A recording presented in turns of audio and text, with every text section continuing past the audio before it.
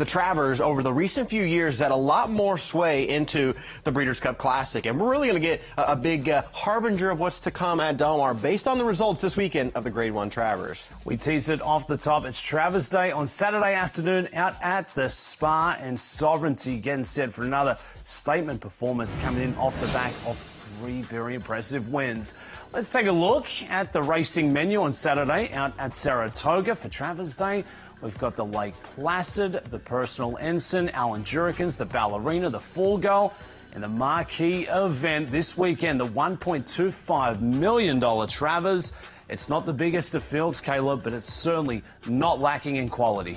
And, you know, for Sovereignty, in this win streak that he's on with the Derby and the Belmont and the Jim Dandy, the scary thing is the guy's gliding through the wire. I mean, you feel like Sovereignty right now is a 6-speed sports car that's only kicking it into maybe 4th or 5th. Like, it seems like at the wire, based on how easy Alvarado's piloting across the finish line, seems like he's got another gear to hit.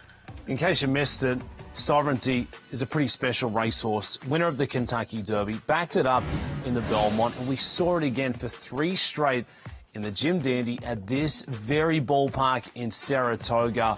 If we get this same version for the Godolphin runner, going to be very tough to take down. And keep in mind, the horse in the purple and yellow, Baeza, this horse was working A-minuses on the West Coast. Baeza was breathing fire coming in, and he's all out, just can't keep up. He does end up staying within a length and a tail, but again, look at this armchair ride. Junior Alvarado, this is like a 4-furlong breeze in terms of how they're asking this horse or not asking the horse past the wire. That was relative ease to win the Jim Dandy. Sovereignty, a winner, first Saturday in May, taking out the Derby, backed it up in the Belmont. More than $5 million in career earnings, 3 straight 100-plus by speed figures. Junior Alvarado getting set to pilot. And what about the storyline here for Belmont? Inducted in the Hall of Fame 27 years ago, still yet to pick up a win in the Travers. Sometimes you have one horse that just knocks out all things that you've been waiting for. Bill Mott ran his first horse in the Kentucky Derby in 1984. Talk about waiting a long time. Yes, I know he had Country House. We know what happened there. Disqualification, not the way you want to win the Derby. So basically, from 84 up till now, we have been waiting for Hall of Famer Bill Mott to win the Derby. He finally got that one across the wire, and Sovereignty might just give him that elusive Travers as well. Let's take a look at some of the recent trends for the big performers out of the Kentucky Derby. So if you've had a win in the Derby, how have they fared in the Travers since going back to 2007? Wow. And Caleb, you look at that little column on the right, finishing positions, it hasn't been great.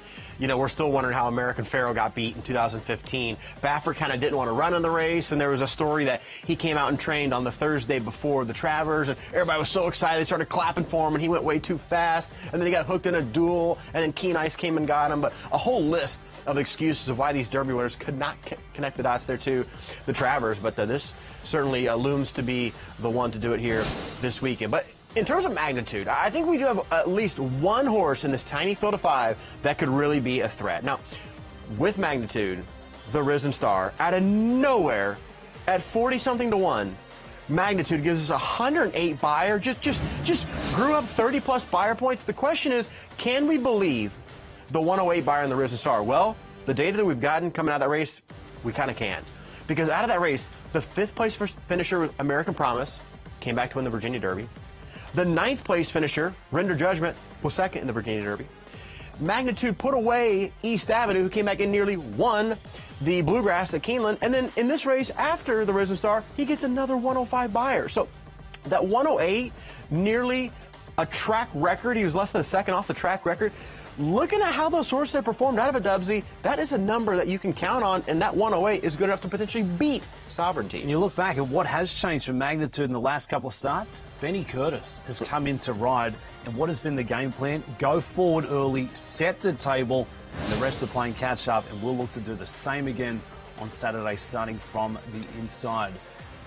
Let's take a look at the 3-horse here. Strategic Focus, sitting at 6 to 1, comes in for trainer Chad Brown. Flavion Pratt aboard. Lightly raced, Caleb. Just 3 starts as we take it back to the Keller and Stakes here at Saratoga on the 24th.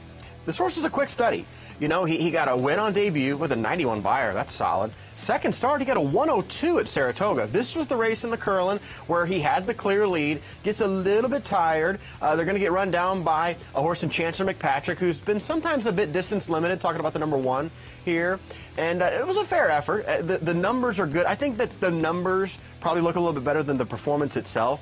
You know, if you're getting run by Chancellor McPatrick in a 2-turn race, you're really going to have a tough time keeping a horse like Sovereignty at bay. Strategic focus will start from the 3-hole, sitting at 6-1 on the morning line. Certainly a couple of big connections who would like to swoop at Saratoga on Saturday. A couple of big prices amongst the field of 5. Bracket Buster, the 2 sitting at 20-1 for Victoria Oliver. And if we take it back here to this performance, bit of weather, inclement conditions, Concepcion aboard over at Monmouth. We have seen a bit early speed. Could this be where the pressure's coming from early on Saturday, Caleb? I think that this sort, Luis Saez, who's going to ride, doesn't really cede to anybody, so they might blast out. Here's a grandson of Candy Ride just frolicking over the wet track. They adore a wet track, the Candy Rides. And I just think that Magnitude is going to get the lead, and they're going to press no matter what. Because the thing about the 1 and 2, Bracket Buster the 2, Magnitude the 1, they have 6 combined wins all 6 times they led the horse race early. So the 1 and 2, they don't have any wins when they're not leading the race. But Magnitude, I do think, with that 46 and change speed, that race we just saw in the Pegasus for this horse, Bracket Buster, that was a 48 and change. So I think that Magnitude presses out, and I think that Luis Saez, he would probably be fine to just sit a clear second. You know, these small fields have weird ways of shaping up, and I think that the 1 gets the clear lead. I think the 2 tries to purposely park in second and then see if they can try to hold, of course, the big dog at bay. It's a field of 5. Anything could happen. Another long shot of the bunch there is McAfee, the 5 from out wide at 20-1. It's Johnny V aboard for Rick Dutrow. Just a one-time winner from 7 starts, but has been knocking on the door. Always seems to find their way into the race, but would certainly have to show up with a career best kind of outing to be a factor in this one. Yeah, here's a horse that I would like to have a little stock in going forward. I think he's a nice, hardy horse. Even though he only has the 1 win, which was all the way back on debut, he keeps on getting better. I do wonder in the future if maybe this horse could be a little bit more tailored to a mile or even 7 furlongs, because in these races, like the Ohio Derby and the West Virginia Derby, he's putting in a bid around the turn and then slightly flattening out for good seconds and thirds. I mean, he's running well, but not just quite finishing off those 2-turn races just yet. The Midsummer Derby, the Travers, coming up on Saturday out at the Spa. And let's take a look at how the long shots have fared. So you're telling me there's a chance the long shots who have found success, and if you look at the last 10 years, Caleb, you'd be hard-pressed trying to find the big prize, but we take it back to 2015, and Keen Ice got it done at 16-1. So Keen Ice was ridden by Javier Castellano, who we're seeing in this graphic. Javier has owned the Travers in his career. He's the #1 rider in the Travers in his time. VE Day, that was a really puzzling one, because VE Day beat Tonalist and Wicked Strong and the eventual Classic champion Bayern. And then Golden Ticket, he got his win in a share. He actually dead heated with the favorite Alpha that day, and 33-1 was good enough to split the Travers pool. There's always a chance. We've got 2 big long shots amongst a field of 5, and it's only going to get easier with that smaller field 4. McAfee in Bracket Buster. There it is. The Travers coming up on Saturday. You can play it via the FanDuel Racing app. We've got the Summer Series No Sweat Win Bet. The Travers Stakes at Saratoga coming up this Saturday afternoon.